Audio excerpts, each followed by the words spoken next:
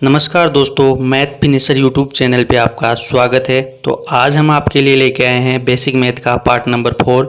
Part 3 पहले complete हो चुके हैं। तो पार्ट 4 देखने से पहले आपको वो तीनों पार्ट देखने हैं, तो उनका लिंक आपको डिस्क्रिप्शन बॉक्स में मिल जाएगा। तो आप वहां से जाके उनको पहले देखिएगा, फिर बाद में पार्ट नंबर 4 आपको देखना है। तो पार्ट नंबर 4 शुरू करने से पहले आपने अभी तक इस चैनल को सब्सक्राइब नहीं किया है तो जल्दी से सब्सक्राइब कर ले, साथ ही बेल आइकन को भी दबाइए ताकि ऐसे ही बेसिक मैथ के चैप्टर आपको मिलते रहे। तो हम इस चैनल पे केवल बेसिक मैथ स्टार्ट कर रहे हैं। ये बेसिक मैथ स्टार्ट होने के बाद में हम चैप्टर वाइज शुरू करेंगे, चैप्टर वाइज भी बेसिक से शुरू करेंगे। हर चैप्टर का बेसिक से लेके एंड तक हम लेके जाएंगे। तो ये बेसिक मैथ के 4 पार्ट कंप्लीट होने वाले हैं आज, और 2 पार्ट और आएंगे इसके बाद में, और उसके बाद में टॉपिक वाइज हम आगे शुरू करेंगे। तो चलिए शुरू करते हैं हमारा आज का पार्ट नंबर 4।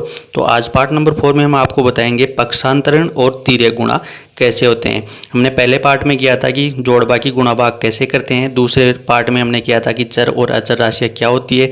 तीसरे पार्ट में हमने किया था कि भिन्न क्या होती है, भिन्नों का गुणा भाग जोड़ बाकी कैसे करते हैं, भिन्न कितने प्रकार की होती है। और आज हमारा चौथा पार्ट है, उसमें हम आपको बताएंगे कि पक्षांतरण और तिर्यक गुणा किस प्रकार करते हैं। तो चलिए शुरू करते हैं कि पक्षांतरण होता क्या है। तो दोस्तों, पक्षांतरण होता है कि किसी भी समीकरण के 2 पक्ष होते हैं।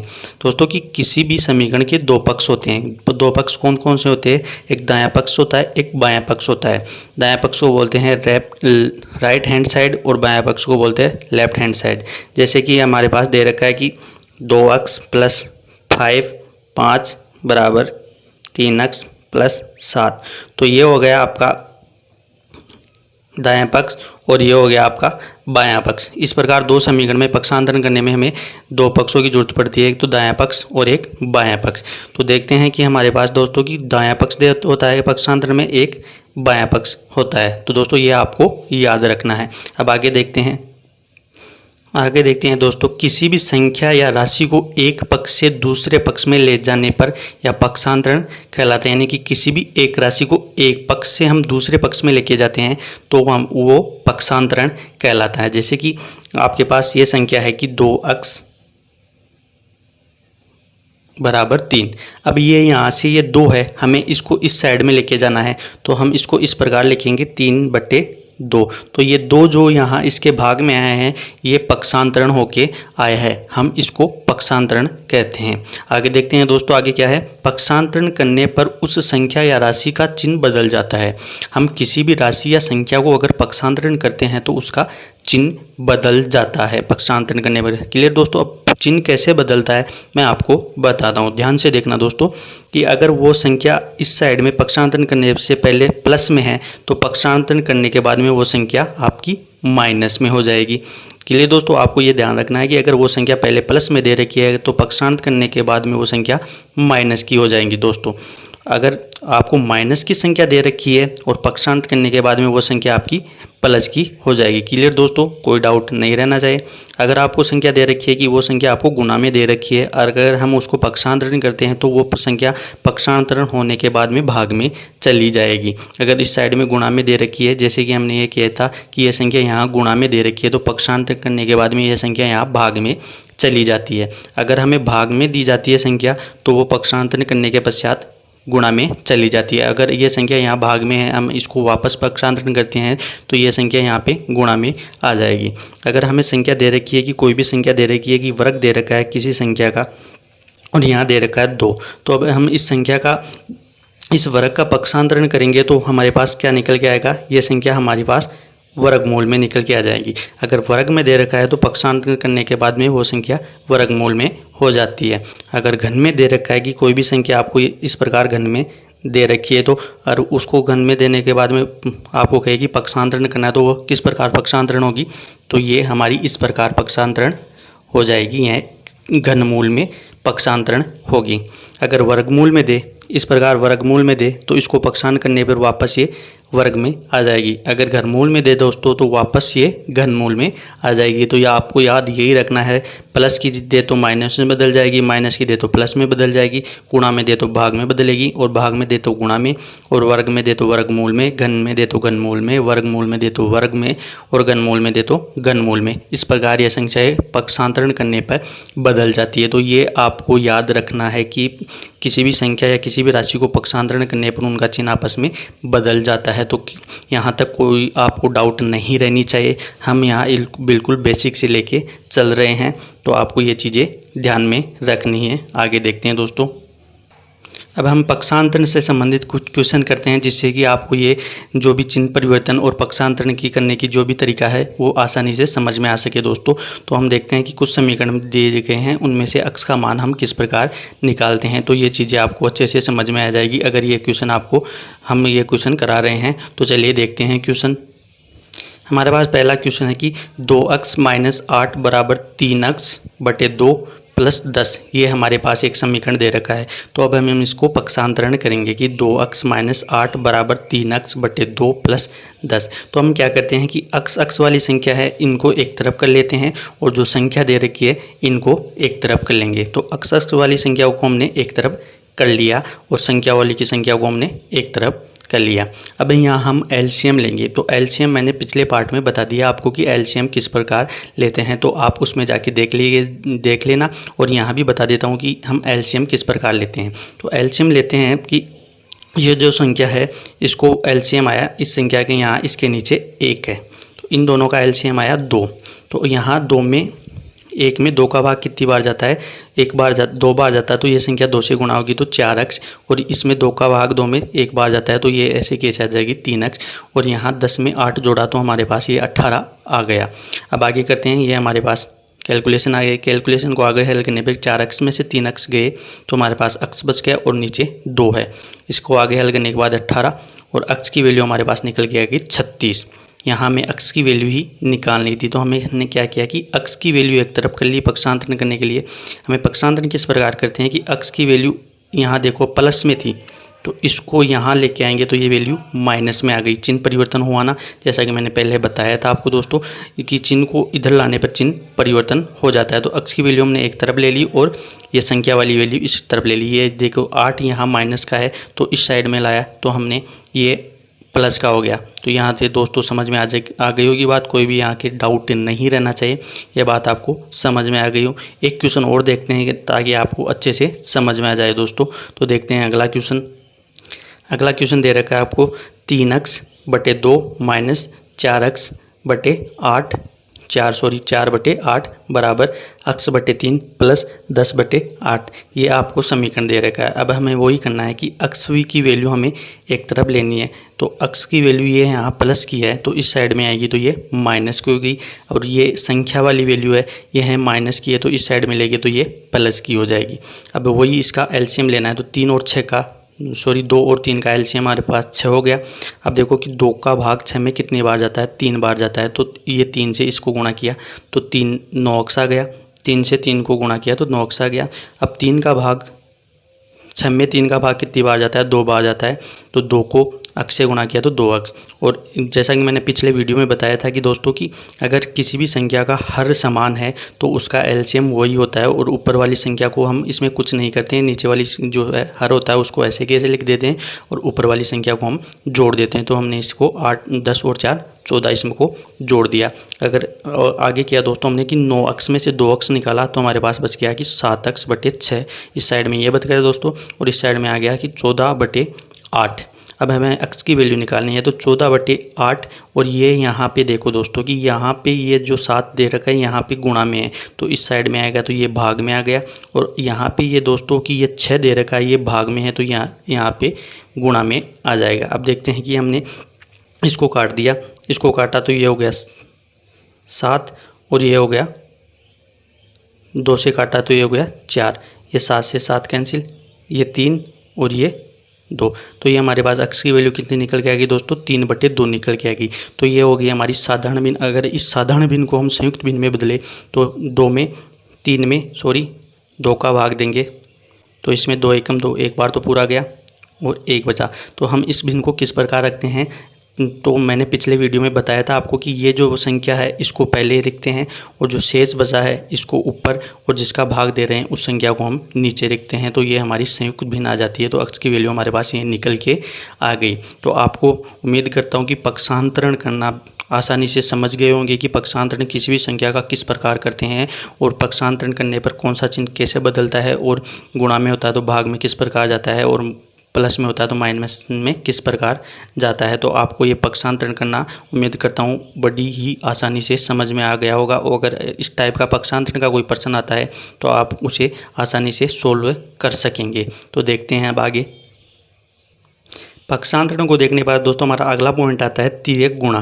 कि किसी भी संख्या को तिर्यक गुणा करते हैं तो हम उसको किस प्रकार करते हैं, यानी कि क्रॉस मल्टीप्लिकेशन कहते हैं, जिसको कि हम किसी भी संख्या को तिरछा गुणा करते हैं तो वो किस प्रकार करते हैं ये देखते हैं। पक्षांतरण करने के बाद ही हमारा सेकंड पॉइंट ये आता है जो इसके बारे में हम देखेंगे कि समीकरण के दाएँ पक्ष के अंश को बाएँ पक्ष के हर से गुणा करना और बाएँ पक्ष के अंश को दाएँ पक्ष के हर से गुणा करना तिर्यक गुणा कहलाता है। अब ये आपको भाषा शैली आसानी से समझ में नहीं आई होगी, तो इसको देखते हैं कि हमें किस प्रकार कहते हैं। कि हमने जैसा कि बोला कि दाएं पक्ष, ये हमारा दायां पक्ष हो गया, सॉरी ये हमारा दायां पक्ष हो गया।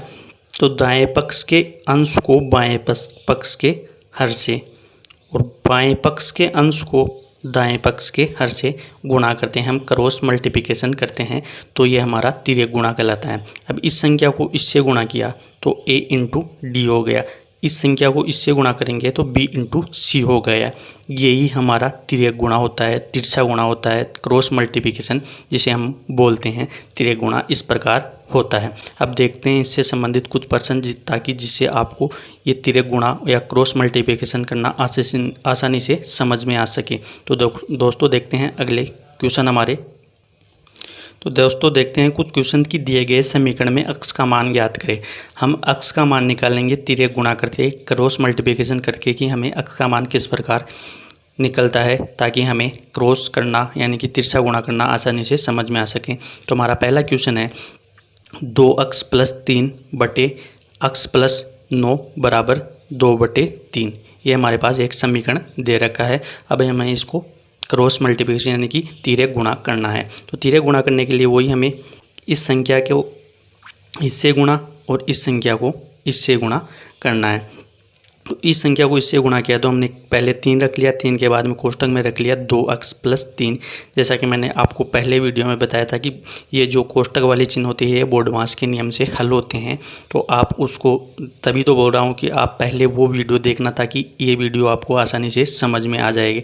बेसिक चीज़ें छोटी छोटी होती है वो आपको पहले शुरू से बेसिक लेवल से लेके चलें, तभी ये आगे के वीडियो में आपको अच्छी तरीके से समझ में आ जाएगी। तो आपको पहले वो वीडियो देखने हैं, बाद में ये वीडियो देखना है। तो अब ये जो बाहर वाली संख्या होती है ये दोनों संख्याओं से गुणा होती है, कोष्ठक में होती है, इससे भी गुणा होगी और इससे भी गुणा होगी, क्योंकि बाहर कोष्ठक में होती है वो दोनों संख्याओं से गुणा होती है, दोनों संख्याओं के गुणा में होती है। तो 3 को पहले 2x से गुणा किया तो ये हमारे पास आ गया 6x और 3 को फिर 3 से किया तो ये हो गया 9x। इसी प्रकार x प्लस 9 को 2 से गुणा करेंगे तो वही कोष्ठक के अंदर ये संख्या इससे भी गुणा होगी और ये संख्या इससे भी गुणा होगी। तो ये हो गया हमारा 2x और ये हो गया 2 को 9 से गुणा किया तो ये हो गया हमारा 18।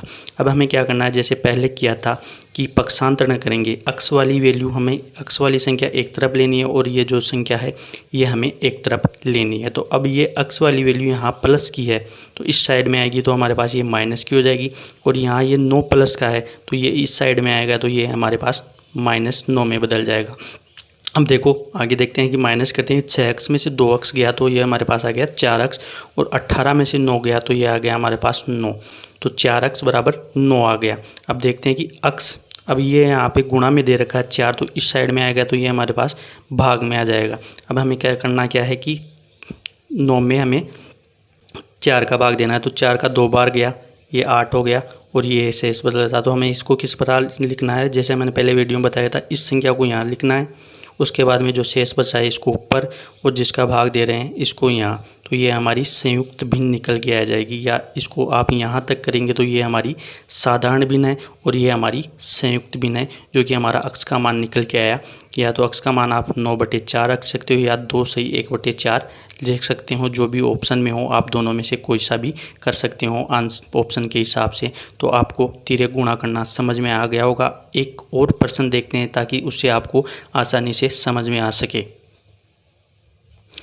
अगला प्रश्न है हमारा कि 2x - 3/4 - 2x बराबर -3/4। ये हमारे पास ये प्रश्न दे रखा है। अब हमें इसको तिर्यक गुणा करना है। तो सिंपली हमें ये जो माइनस का चिन्ह है, ये माइनस का चिन्ह हमें एक अंक पर रख लेना है, या तो ऊपर वाले पे या नीचे वाले पे, जैसा कि आप जिसमें भी रखना चाहो। तो हम ये माइनस वाला चिन्ह 3 के आगे रख लेते हैं। अब हमें वही क्रॉस मल्टीप्लिकेशन करना है। ये वाली संख्या इससे गुणा होगी और ये वाली संख्या इससे गुणा होगी। तो 2x - 3 को 4 से गुणा किया और ये 4 - 2x को -3 से गुणा किया। जैसा कि मैंने बताया, ये वाली माइनस का चिन्ह हमें 3 के साथ रख लिया। तो ये वाली संख्या इससे गुणा होगी और ये वाली संख्या इससे, दोनों से गुणा होगी। तो 4 m 4 4 दूनी 8x और 4 को 3 से किया तो 4 × 3 = 12। और इसको क्या माइनस को प्लस के 4 से किया, -3 को प्लस के 4 से गुणा किया तो हमारे पास माइनस का 12 निकल गया है। क्योंकि माइनस माइनस गुणा होता है तो वो हमारे पास प्लस बनता है, और माइनस गुणा प्लस होता है तो वो माइनस बनता है, और प्लस गुणा माइनस होता है तो वो हमारे पास माइनस बनता है, और प्लस गुणा प्लस होता है तो वो हमारे पास प्लस बनता है। जैसा ये मैंने पहले वीडियो में बता चुका हूँ ये सब चीज़ें, तो आपको पहले वाले 3 वीडियो जाके देखने हैं ताकि ये चीज़ें आपको आसानी से समझ में आ जाए। तो -3 को प्लस के 4 से गुणा किया तो हमारे पास माइनस का 12 आ गया। और अब -3 को -2 से गुणा करेंगे तो माइनस का हमारा क्या होगा, प्लस होगा। तो ये प्लस का 6x हो गया। अब हमें क्या करना है, x की वैल्यू एक तरफ रखनी है और ये संख्या वाली वैल्यू एक तरफ रखनी है। तो ये 8x और यहाँ ये प्लस का था, ये तो ये माइनस का आ गया, और ये 12x यहाँ माइनस का है, और ये 12 जो माइनस का है इस साइड में आते ही प्लस का हो जाएगा। अब 8x में से 6x गया तो हमारे पास ये आ गया 2x, और इसमें एक प्लस का 12 और एक माइनस का 12 है, तो ये हमारे पास 0 आ गया। अब हमें x की वैल्यू निकालनी है, तो x इधर रख लिया, ये गुणा में है तो यहाँ ये भाग में आएगा। अगर 0 में किसी भी संख्या का भाग देते हैं तो हमारे पास 0 ही प्राप्त होता है। चाहे 0 में 1 का भाग दो, 1000 का भाग दो, 2 लाख का भाग दो, किसी भी संख्या का भाग दो 0 में, तो वो हमें 0 ही प्राप्त होती है। एक कुछ महत्वपूर्ण नोट देखें आप, यदि किसी संख्या में 0 का भाग देते हैं, कोई भी संख्या हो उसमें 0 का भाग देते हैं तो उसका मान अनंत प्राप्त होता है। जैसे कि 1 में 0 का भाग दिया, या 3 में 0 का भाग दिया, या 485 में 0 का भाग दिया, तो हमारे पास अनंत ही प्राप्त होगा। चाहे वो संख्या कितनी ही बड़ी हो, ऊपर उसमें 0 का भाग देंगे तो अनंत प्राप्त होगा। और 0 में किसी संख्या का भाग दे तो हमेशा 0 ही प्राप्त होगा। तो ये हमारा बेसिक मैथ का पार्ट नंबर 4 था। तो ये वीडियो आपको कैसा लगा, अच्छा लगा तो कमेंट सेक्शन में कमेंट करके ज़रूर बताइएगा कि हमें वीडियो अच्छा लगा या बुरा लगा। अगर अच्छा लगा हो तो लाइक करना, और बुरा लगा हो तो डिसलाइक करना। साथ ही अच्छा लगा हो तो दोस्तों के साथ और अपने कमज़ोर साथियों के साथ इसे शेयर ज़रूर करना, और साथ ही चैनल को सब्सक्राइब भी करना, ताकि ऐसे ही आपको बेसिक मैथ के वीडियो मिलते रहें। और आपको पहले 3 वीडियो जाके देखने हैं, उसके बाद में ये वीडियो देखना है। तो इसके बाद में ये बेसिक मैथ के 4 पार्ट कंप्लीट हो चुके हैं, 4 अब 2 पार्ट और आएंगे। उसके बाद में हम टॉपिक वाइज बेसिक मैथ के वो लेके आएंगे कि एक टॉपिक के बेसिक से लेके आपको कराएंगे। तो आपको चैनल को सब्सक्राइब करना है अगर सब्सक्राइब नहीं किया है, ताकि ऐसी वीडियो की नोटिफिकेशन आपको मिलती रहे। तो ठीक है दोस्तों, धन्यवाद।